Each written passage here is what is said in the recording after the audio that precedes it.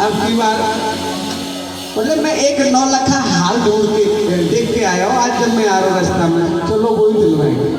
अच्छा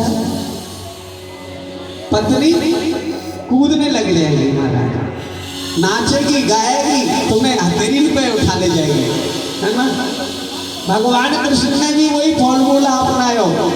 भगवान कृष्ण बोले चलो तुम्हें घुमा के लाते हैं, मॉल ले जाओ, कहीं तीर्थ यात्रा पे ले जाओ, है ना, या कहीं अच्छी जगह ले जाओ, पत्नी मान जाएगी, है ना। सज्जनों, भगवान ने अपनी प्रिया को साथ में लिया, रथ में बैठे और गए स्वर्ग लोग।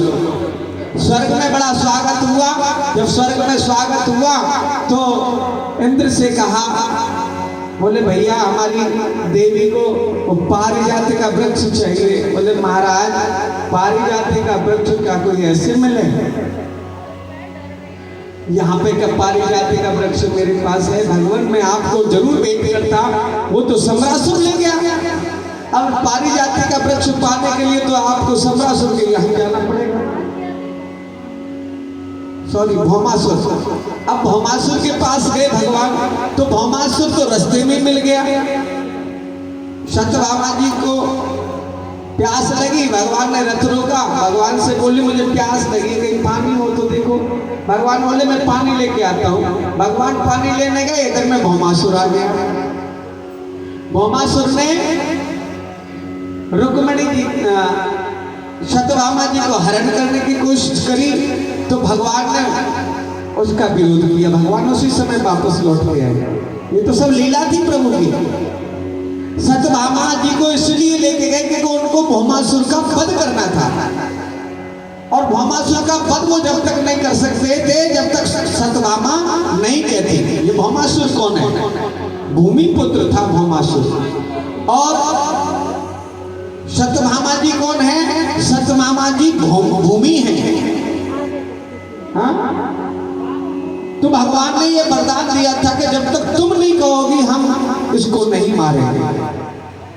अब जब सत्यभामा जी ने भगवान से कहा हे केशव इसका वध कर दो, इसने मुझे कुदृष्टि से देखा है, हाँ? तो भगवान ने उसका वध किया और 16,100 जो कन्या थी उन सबको मुक्त किया। तत्पश्चात भगवान ने उनको मुक्त करके कहा आप अपने अपने घर जा सकती हो। भगवान से कहने लगी अब हम कहाँ जाएंगे, अब हमारे लिए कहीं कोई ठिकाना नहीं है, आपके चरणों के अलावा हम कहीं नहीं जा सकते, कोई हमें नहीं अपनाएगा। यदि कोई कन्या एक रात के लिए भी कहीं बिना बताए चली जाती है घर से, तो माता पिता भी नहीं अपनाते, तो ये संसार वाले कैसे हमें अपनाएंगे? हमें तो हरण करके लाया गया है, अपनी स्वेच्छा से नहीं आई। लेकिन इस बात को सिर्फ हम जानते हैं, हमारे परिवार वाले नहीं जानते। तो हमारे पास सिर्फ 2 ही जगह हैं, या तो आपके चरणों में या ऊपर वाले। या तो हमें आप अपना लो या फिर हमें ये आज्ञा दे दो कि हम अपनी जान दे करके आत्महत्या करें। भगवान बोले नहीं नहीं ऐसी करने की जरूरत नहीं है। भगवान ने एक साथ 16,100 कन्याओं का वरण किया। सज्जनों ये 16,100 कन्या जो है ना, ये कोई स्त्री नहीं, कोई कन्या नहीं है, ये भी समझ लो। 16,100 वेद मंत्र है जिनको भगवान ने स्वीकार किया है, ऐसा ज्ञानी जन बताते हैं। तदुपरांत भगवान अपने द्वारिका आए, द्वारिका में रुक्मिणी जी के साथ में व्यंग्य किया। एक दिन भगवान रुक्मिणी जी के कक्ष में थे, रुक्मिणी जी सेवा कर रही थी, चरण दबा रही थी, है ना। लक्ष्मी कौन है? रुक्मिणी लक्ष्मी, और लक्ष्मी हमेशा भगवान के चरणों को दबाती रहती है, हाँ? और आप सब कौन हैं?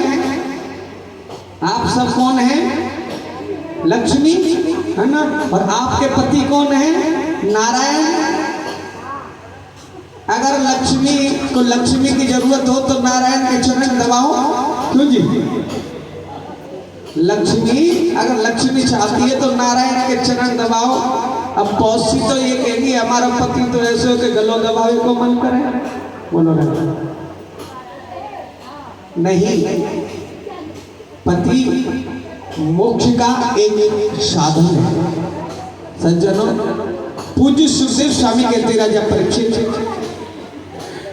भगवान उनको देख के मुस्कुराने लगे तो भगवान से पूछा रुक्मिणी जी ने, आप क्यों हंस रहे हो?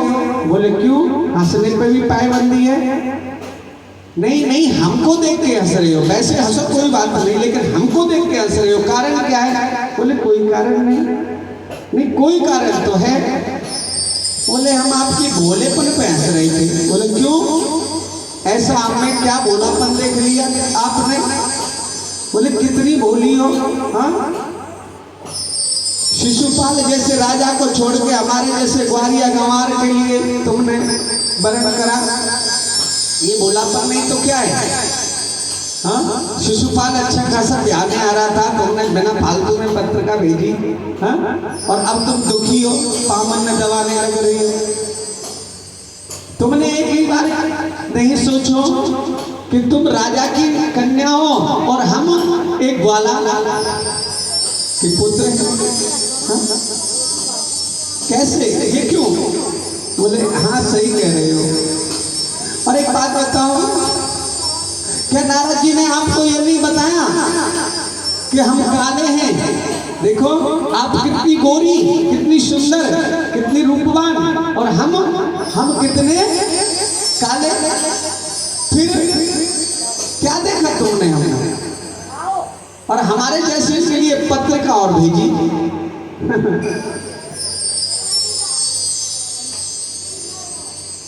अच्छा एक बात करें, बुरा ना माने तो? बोले हाँ बोलो। बोले अभी कुछ नहीं बिगड़ा है, आप कहो तो हम आपको शिशुपाल के यहाँ भेज सकते हैं, आप जा सकते हैं। अब जैसे ही कहा भगवान ने आपको, तो आप शिशुपाल के यहाँ जाना चाहो तो हम भेज दें, तो वो बेहोश हो गई। भगवान ने देखा ये तो बेहोश, अरे बाप रे। आज भगवान को याद आया, बोले हम तो समझ रहे थे जैसे गोपी के संग हंसी मजाक कर रहे, वो झेल जाएंगे, ये भी झेल जाएंगे, ये तो कच्चा मामला रहा है इनका। भगवान ने जल छिड़का मुंह पे, होश में लाए। बोले क्यों रो, क्या हुआ देवी, बेहोश क्यों हो गई थी? बोले आपने एक ऐसी बात कह दी, जितनी बात कही उनमें कोई दोहराए वाली बात